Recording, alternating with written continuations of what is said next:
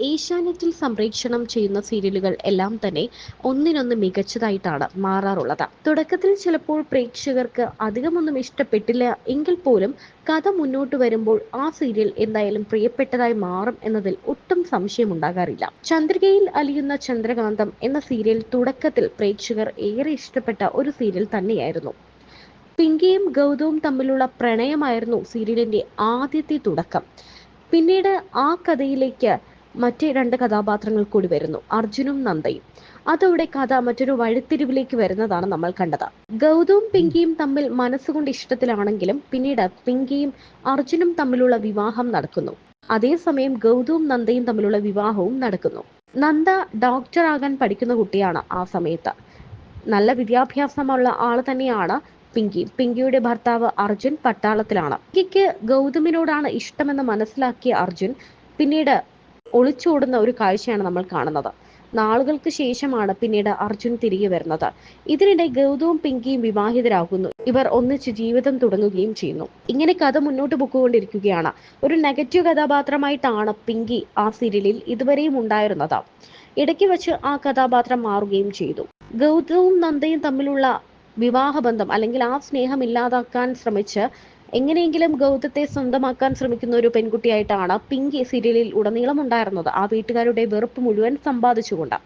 എന്നാൽ ഒരു സമയത്തിന് ശേഷം അർജുൻ മടങ്ങി വരുന്നതും പിങ്കിയും അർജുനുമായി അടുക്കുന്നതും ഇവർ വളരെ സന്തോഷത്തോടെ ജീവിക്കുന്നതും ഒക്കെയാണ് കാണുന്നത്.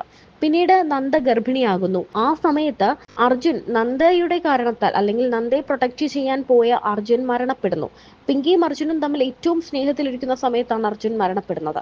അതിനുശേഷം അപ്പോൾ എല്ലാവരും അർജുനെ മരണപ്പെടുത്തരുത് അല്ലെങ്കിൽ അർജുൻ എന്ന കഥാപാത്രത്തെ ഇല്ലാതാക്കരുത് എന്ന് പ്രേക്ഷകർ എല്ലാവരും ആവശ്യപ്പെട്ടു. എന്നാൽ അർജുന്റെ മരണത്തോടെ കഥ വീണ്ടും ട്വിസ്റ്റായി. അതുവരെയും പ്രേക്ഷകർ ഇഷ്ടപ്പെട്ട് നല്ല രീതിക്കാണ് ഇവരുടെ എല്ലാവരുടെയും പ്രണയകഥയ്ക്ക് മുന്നോട്ട് പോയിക്കൊണ്ടിരുന്നത്. എന്നാൽ പെട്ടെന്ന് ആ കഥയ്ക്കൊരു അന്ത്യം വന്നു. അർജുൻ മരണപ്പെട്ടപ്പോൾ പിങ്കി ഒറ്റയ്ക്കാവുകയും കരയുകയും അലറി വിളിക്കുകയും ഒക്കെ ചെയ്തു. ആ ദേഷ്യം മുഴുവൻ അങ്ങനെ പിങ്കിക്ക് നന്ദിയോട് ഉണ്ടായി.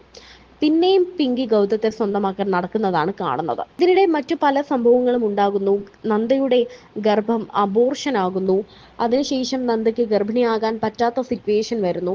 ആ സമയത്ത് ഗൗതത്തിന്റെ കുഞ്ഞിനെ സ്വീകരിക്കാൻ പിങ്കി തയ്യാറാകുന്നു. അങ്ങനെ പിങ്കി ഗർഭിണിയാകുന്നു. ആ കുഞ്ഞിനെ നന്ദ വേണമെന്ന് പറയുന്നു. അതിന്റെ പേരിലുള്ള തർക്കങ്ങളൊക്കെയാണ്. അപ്പോഴത്തേക്കും സീരിയൽ ശരിക്കും പറഞ്ഞാൽ പ്രേക്ഷകർക്ക് ബോറടിച്ചു തുടങ്ങി. ഇത് എന്തൊരു കഥയാണ് എന്ന് പ്രേക്ഷകർ ചോദിക്കാൻ തുടങ്ങിയിരുന്നു. പിന്നീട് പെട്ടെന്നൊരു ദിവസം ചില പ്രശ്നങ്ങൾ ഉണ്ടാവുകയും അങ്ങനെ പിങ്കി ആ കുഞ്ഞിനെയും എടുത്തുകൊണ്ട് വീട് വിടുന്നതുമാണ് കാണുന്നത്. അങ്ങനെ പിങ്കിയെ ശരിക്കും പറഞ്ഞാൽ ഗൗതം തന്നെ പൊക്കോളൂ, വീട്ടിൽ നിന്ന് ഇറങ്ങി പൊക്കോളൂ എന്ന ഈ രീതിയിൽ തന്നെ പറഞ്ഞിട്ടാണ് പിങ്കി ആ വീട്ടിൽ നിന്ന് ഇറങ്ങുന്നത്. എന്നാൽ പിങ്കിക്ക് പോകുന്ന വഴിക്ക് പിങ്കി സഞ്ചരിച്ച ബസ് അപകടത്തിൽപ്പെടുന്നു എന്ന വാർത്ത കേൾക്കുന്നുണ്ട്.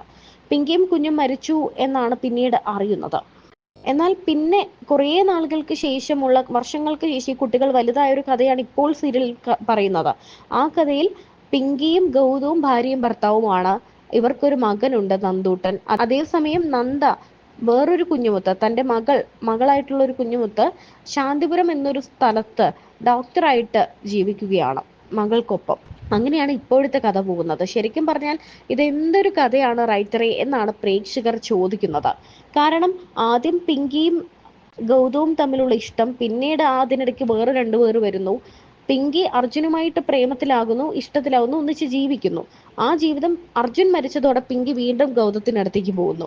അതിനുശേഷം പിങ്കി ഗർഭിണിയാകുന്നു.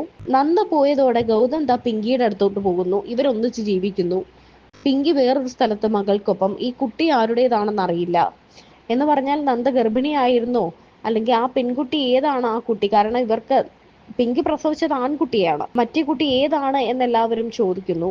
ഇത് എന്ത് കഥയാണ് എന്നാണ് പ്രേക്ഷകർ ചോദിക്കുന്നത്. കാരണം കൃത്യമായൊരു കഥയില്ല, നല്ലൊരു കഥാതന്തു ഇല്ല. എന്തൊരു കഥയാണ് ഈ ചന്ദ്രികയിൽ അലിയുന്ന ചന്ദ്രകാന്തം എന്ന സീരിയൽ ഇങ്ങനെ നശിപ്പിക്കേണ്ടായിരുന്നു എന്നാണ് പ്രേക്ഷകർ പറയുന്നത്.